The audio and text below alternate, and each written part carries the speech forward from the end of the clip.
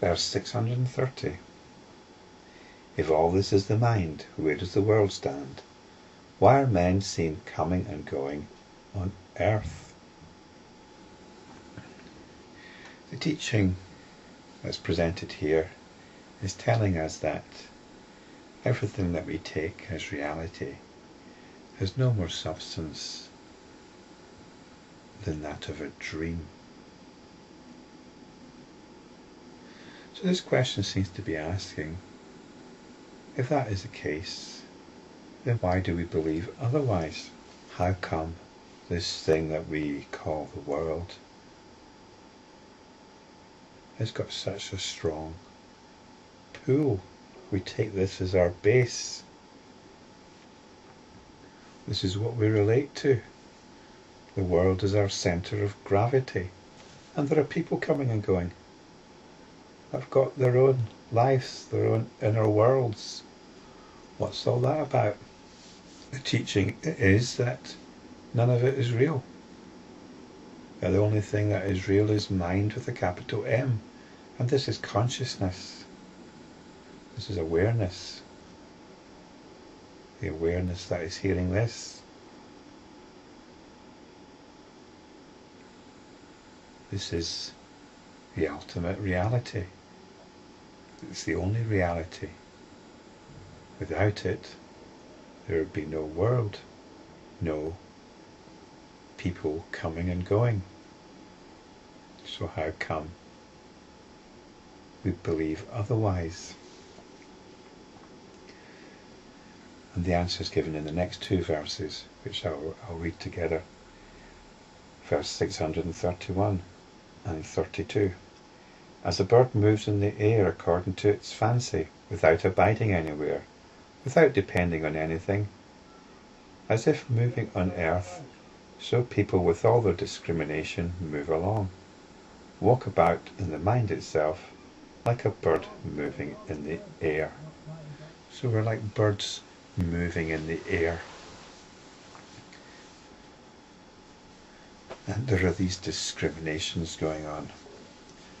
Discrimination is the power which gives reality to the world and its occupants.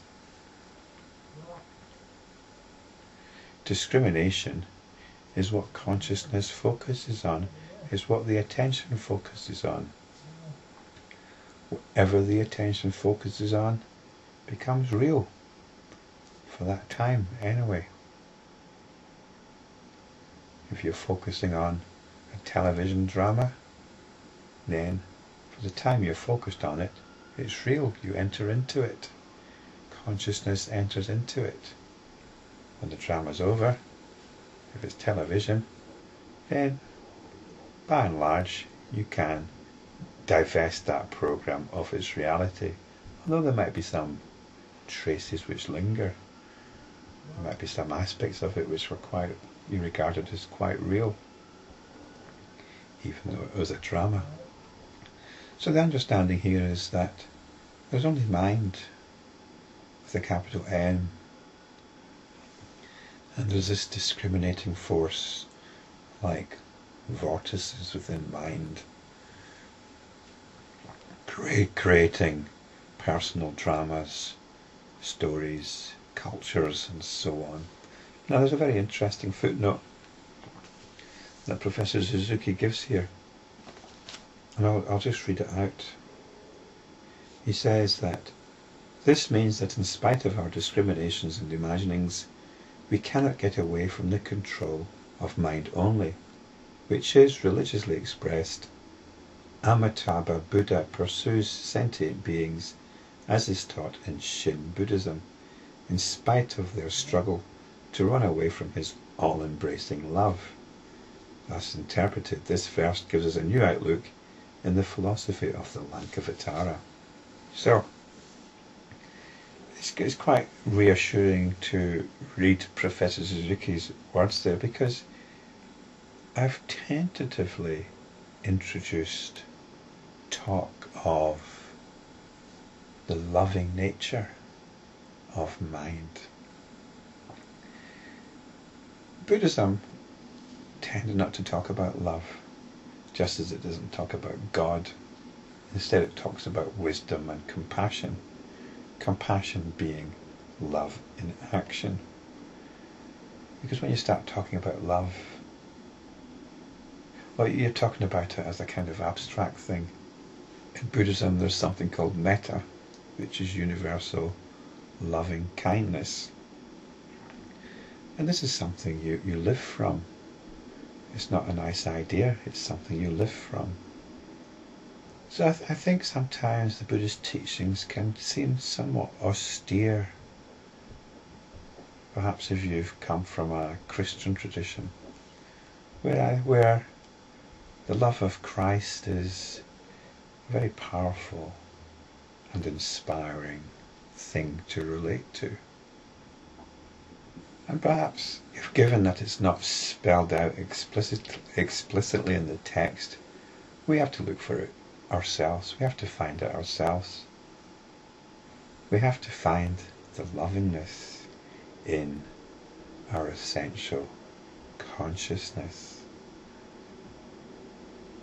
which a wee while back I described as the rainbow body, and lovingness being one of the colours of the rainbow body. But here Professor Suzuki has brought in his own understanding, which is just as wonderful, and that is describing mind only, or mind itself, or pure consciousness, as Amitabha Buddha, this great cosmic being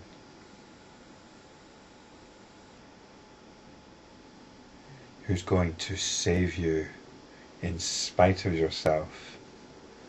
This cosmic being is going to bring you to enlightenment regardless of your own efforts one way or another, which is a wonderful, wonderful understanding. And it counteracts any tendency we might have within our own narrow psychology, our own narrow psychological disposition to see the world as a cold, harsh place. It's all mind itself. It's all consciousness. It is all liberated.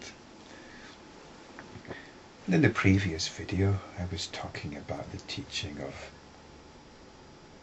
Epictetus, the Greek philosopher from the 1st century, who taught that our will, our feelings, our moods need not be dependent on what is going on in the world. We needn't take our cue for how we feel from what is going on.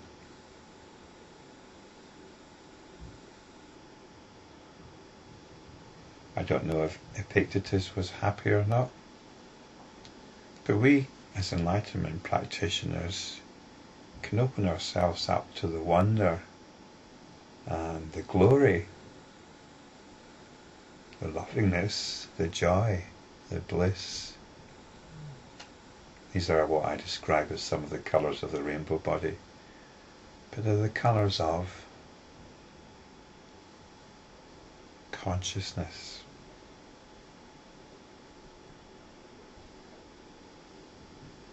We can access this. We can access this right now.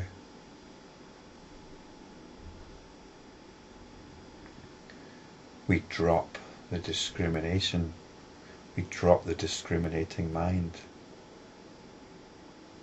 which is always making judgments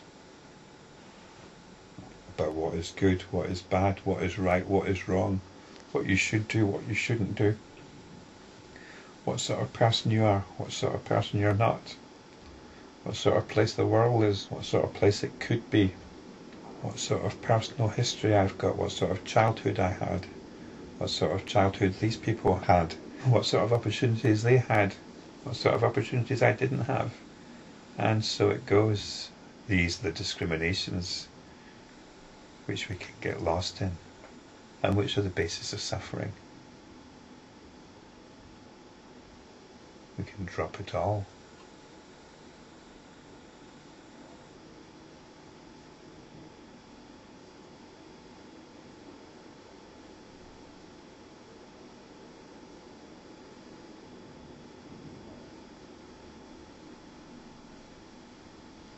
We can look at the things which cause us to retract, contract, shrivel inside. Identify them. And in identifying them, realise that they're nothing to do with us.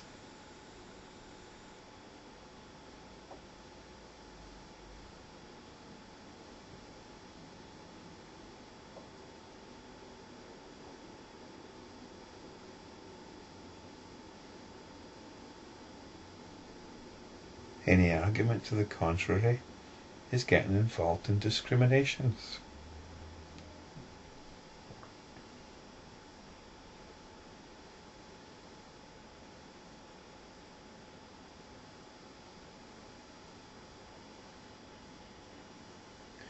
We have the opportunity, no matter what, to be happy. Take it.